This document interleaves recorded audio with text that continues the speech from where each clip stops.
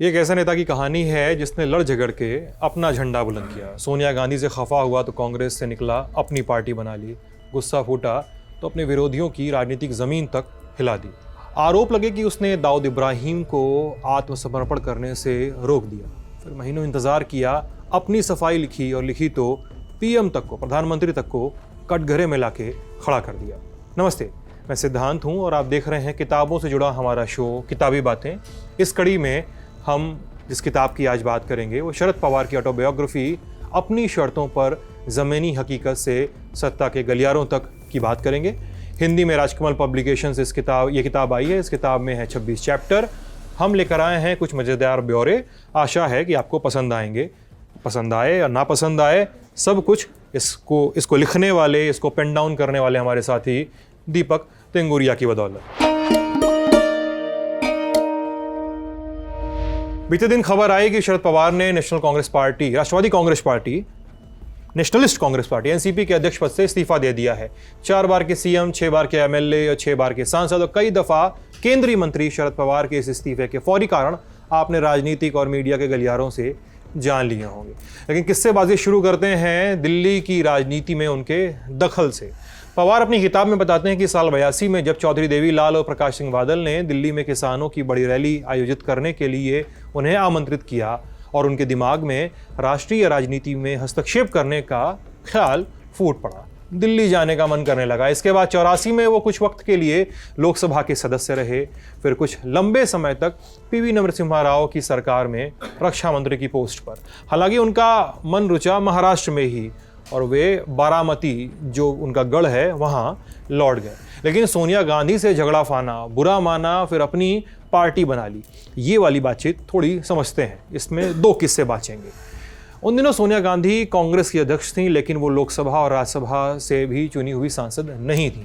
इसलिए उनकी सुविधा के लिए कांग्रेस संसदीय पार्टी के संविधान में एक झकझोर देने वाला संशोधन किया गया। ये संशोधन ही एक गांठ बन गया। जब पवार मुंबई में थे, उसी समय कांग्रेस संसदीय पार्टी की एक मीटिंग बुलाई गई।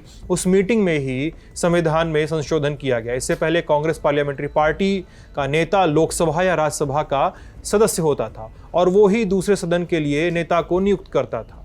इसके तहत सीपीसी, जो पार्लियामेंट्री कमेटी है, के नेता को राज्यसभा या लोकसभा का सदस्य होने की शर्त को समाप्त कर दिया गया, जो चेंज था। जाहिर है ये संशोधन स्पष्ट रूप से सोनिया गांधी का रास्ता साफ करने के लिए किया गया था। कोई शक की गुंजाइश बाकी थी तो वो भी जल्दी ही दूर हो गई जब प्रणब मुखर्जी ने सोनिया गांधी का नाम प्रस्तावित किया और सबने एक सुर में समर्थन कर दिया। इसके बाद सोनिया गांधी ने पवार को लोकसभा का नेता और मनमोहन सिंह को राज्यसभा का नेता नियुक्त कर दिया। इस फैसले से पवार को धक्का लगा। इससे पहले कांग्रेस पार्टी के इतिहास में सीपीपी का प्रमुख हमेशा एक चुना हुआ सांसद ही होता था। पवार लोकसभा के चुने हुए सदस्य थे और उनके अनुसार सीपीपी का प्रमुख होने का अधिकार उनका था, पहले उनका। इसके बावजूद पवार को यह बात खटक गई कि एक ऐसा व्यक्ति उन्हें नियुक्त कर रहा था, मैं एयर कोट्स के साथ कहूँ तो, जो खुद सांसद भी नहीं था। इससे उनके और सोनिया गांधी के बीच दूरियां बढ़ गईं। बुरा लगा था पवार को। जब लोकसभा में पवार के कई फैसलों को नकार दिया गया तब स्थिति और जटिल हो गई। पवार और सोनिया गांधी के बीच लगभग 1 बरस से अधिक समय तक तनाव की स्थिति बनी रही। सोनिया गांधी से उनकी रार की दूसरी कहानी बताते हैं। ये पवार के पार्टी से निलंबन के पहले का किस्सा है, उसकी पृष्ठभूमि है। ये तो बीज पड़ चुका था, एक और कहानी है। दरअसल संसद का काम ठीक तरह से चल सके इसलिए बहुत सी पार्लियामेंट्री कमेटी होती हैं। सदन में पार्टी के सांसदों की संख्या के अनुसार वो पार्टी अलग अलग संसदीय कमेटियों के सदस्यों का चुनाव करती है। स्पीकर की सहमति के बाद ही कमेटी गठित मानी जाती है। जैसी परंपरा थी और जैसा व्यवहारिक रूप से पहले से चला आ रहा था, पवार ने संसदीय कमेटी के गठन के लिए सोनिया गांधी के साथ विस्तार से चर्चा की। पवार लिखते हैं कि भली प्रकार कमेटी के सदस्यों को अंतिम रूप देने के बाद उन्होंने लिस्ट टाइप करवाई, सोनिया गांधी की स्वीकृति ली और लिस्ट लोकसभा के स्पीकर के पास भेज दी। दूसरे दिन स्पीकर जीएमसी बालयोगी ने उन्हें अपने कार्यालय में बुलाया।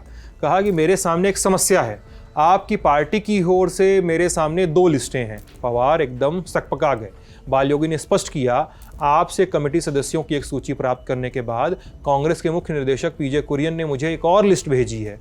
इन दोनों लिस्टों के नाम अलग अलग हैं, यानी पवार की लिस्ट अलग थी, पार्टी की लिस्ट अलग थी। पवार लिखते हैं कि लोकसभा में कांग्रेस पार्टी का संसदीय नेता होने के नाते कमेटी के सदस्यों की लिस्ट स्पीकर को सौंपना मेरा पूरा अधिकार था। उनका काम भी था, लेकिन ये पार्टी का भीतरी मामला था, इसलिए मैंने स्पीकर से इस विषय पे बातचीत नहीं की। मैंने स्पीकर से कहा कि मुझे इसमें कुछ संवाद का गैप दिख रहा है, मैं इसमें सुधार के बाद आपको दूंगा। लिस्ट की बात हो रही है। अब दूसरी लिस्ट की फोटोकॉपी प्राप्त करने के बाद जो कांग्रेस पार्टी से आई थी, पवार चले आए। मिस्टर कुरियन से दूसरी लिस्ट के विषय में जानना चाहा तो उन्होंने कहा कि कांग्रेस अध्यक्ष के निर्देशानुसार दूसरी लिस्ट तैयार की गई थी, सोनिया गांधी का दखल था। आप जो कुछ कह रहे हैं मुझे इस पर विश्वास नहीं हो रहा है, ये शरद पवार ने कुरियन से कहा। पवार सोनिया से मिलने गए, कहा कि जो लिस्ट कुरियन ने भेजी है उसे वापस ले लीजिए। सोनिया गांधी शांत थीं, उन्होंने उत्तर दिया, तुम ही अपनी लिस्ट वापस ले लो। ये पवार के लिए कांग्रेस पार्टी से वापसी की आहट थी। इसके बाद खटास बढ़ती चली गई। पार्टी से निलंबित हुए मई 1999 में। अगले महीने जून 1999 पवार ने अपनी नई पार्टी बना ली। कहानी सब जानते हैं आगे की। अब मोरारजी देसाई से जुड़ा एक किस्सा है। मोरारजी देसाई के बारे में कहा जाता था कि वो अपना ही पेशाब एक ट्रीटमेंट के तहत पीते थे। पवार का यही किस्सा सुना रहे हैं। इसके बारे में भी किताब में किस्से लिखे मिलते हैं। शरद पवार और मोरारजी देसाई हवाई अड्डे से लौट रहे थे, दोनों जने कार में बैठे थे और महाराष्ट्र में हुई शराबबंदी पर वो लोग बात कर रहे थे। उसी वक्त पवार का हाथ अपने सीने की ओर गया। मोरारजी ने तुरंत इस पर ध्यान दिया और पूछा कि क्या कोई गड़बड़ है? नहीं नहीं, कुछ ऐसा नहीं है, ऐसा सीने में थोड़ा सा दर्द हो रहा है। पवार ने पलट के जवाब दिया। मोरारजी देसाई चिंतित हो गए, बोले इसको हल्के में मत लो, मैं तुम्हें एक सरल उपाय बताता हूँ, तुम शिवाम्बू थेरेपी शुरू करो। शिवाम्बू का मतलब अपना पेशाब पीने वाली थेरेपी से। ऐसे बहुत से लोग हैं जो विश्वास करते हैं कि अपने ही पेशाब में बहुत से औषधीय गुण हैं और इसके सेवन से व्यक्ति स्वस्थ रहता है। शिवाम्बू थेरेपी के कट्टर समर्थक होते हुए मोरारजी भाई हर किसी को खूब तफसील से और तसल्ली से इसका मतलब समझाते थे और इसकी ओर प्रेरित करते थे। अब कुछ महीनों बाद पवार फिर से मिले मोरारजी देसाई से, तो मोरारजी ने दरेरा दिया। तो पवार बोले कि मोरारजी भाई, आपकी बताई गई शिवाम्बू थेरेपी का प्रयोग करना मैंने शुरू कर दिया है और धीरे धीरे मैं स्वस्थ हो रहा हूँ, इसके लिए आपको बहुत बहुत धन्यवाद। मोरारजी बहुत खुश हुए थे, एक उनकी थेरेपी मानने वाला बंदा सामने। एक और किस्सा सुनाते हैं जिसको टीज करके हमने आपको इस एपिसोड की ओर खींचने की कोशिश की है। एपिसोड की शुरुआत में टीज किया था दाऊद इब्राहिम की बात और पवार के संबंधों की बात, कोट अनकोट संबंधों को अगर कहे तो। दाऊद इब्राहिम का संबंध 93 के बम धमाकों से था जिसमें 250 से ज़्यादा लोगों की मौत हुई थी। दाऊद इब्राहिम उस केस में मुख्य आरोपी, लगभग 20 सालों से फरार था। समय समय पर असामाजिक और राष्ट्रविरोधी गतिविधियों में उसके शामिल होने की बात भारत में उठती रहती थी। जुलाई 2015 मशहूर वकील राम जेठमलानी ने मीडिया के सामने कहा कि दाऊद इब्राहिम कुछ शर्तों पे आत्मसमर्पण करने को तैयार था, लेकिन शरद पवार ने उसके प्रस्ताव को ठुकरा दिया जो तब महाराष्ट्र के मुख्यमंत्री थे। इस पर हल्ला मचा। पवार के विरोधियों ने निशाना साधा कि दाऊद इब्राहिम को भारत लाने का सुनहरा अवसर हाथ से निकल गया केवल शरद पवार की वजह से। पवार अपनी किताब में कहते हैं कि ये सही है कि जब वो सीएम थे तो उस वक्त जेठमलानी दाऊद इब्राहिम का प्रस्ताव लेकर उनसे मिले थे। जेठमलानी ने कहा कि दाऊद ने अपना प्रस्ताव रखते हुए उन्हें लंदन से फ़ोन किया है। उनके अनुसार दाऊद इब्राहिम भारत में आत्मसमर्पण करने और मुकदमे की कार्रवाई में उपस्थित होने के लिए तैयार था, लेकिन यहाँ पे कुछ पेच थे। दाऊद ने दावा किया कि विस्फोट में उसका कोई हाथ नहीं था और उसके आत्मसमर्पण के लिए पेश की गई शर्तें लेकिन अजीब थीं। वो जेल में नहीं रहना चाहता था, वो अपने घर में नज़रबंद रहना चाहता था। क्यों? क्योंकि उसे डर था कि जेल में उसके साथ अमानवीय बर्ताव किया जाएगा। दाऊद इब्राहिम को ये डर था कि उसके साथ जेल में अमानवीय बर्ताव किया जाएगा और ये बात शरद पवार तक पहुंची। शरद पवार ने इन शर्तों पे बात करने से, आत्मसमर्पण के लिए अग्री करने से मना कर दिया, क्योंकि दाऊद इब्राहिम एक आतंकी घटना का आरोपी था।